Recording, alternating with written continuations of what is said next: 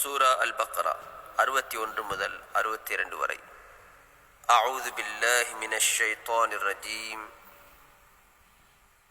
وَإِذْ قُلْتُمْ يَا مُوسَى لَن نَّصْبِرَ عَلَى طَعَامٍ وَاحِدٍ فَادْعُ لَنَا رَبَّكَ يُخْرِجْ لَنَا مِمَّا تُنبِتُ الْأَرْضُ مِن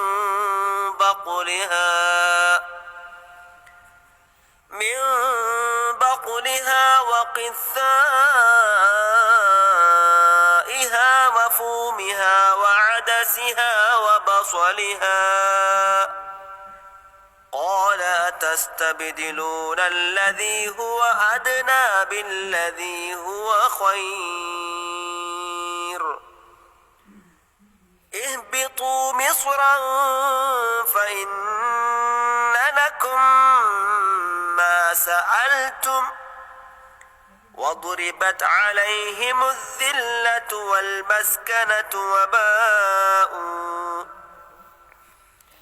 وباءوا بغضب من الله ذلك بأنهم كانوا يكفرون بآيات الله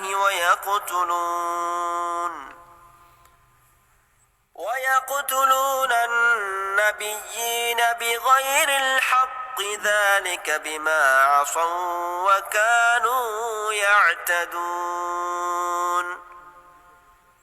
إن الذين آمنوا والذين هادوا والنصارى والصابئين من آمن بالله واليوم الآخر وعمل صالحا فلهم أجرهم عند ربهم ولا خوف عليهم ولا هم يحزنون.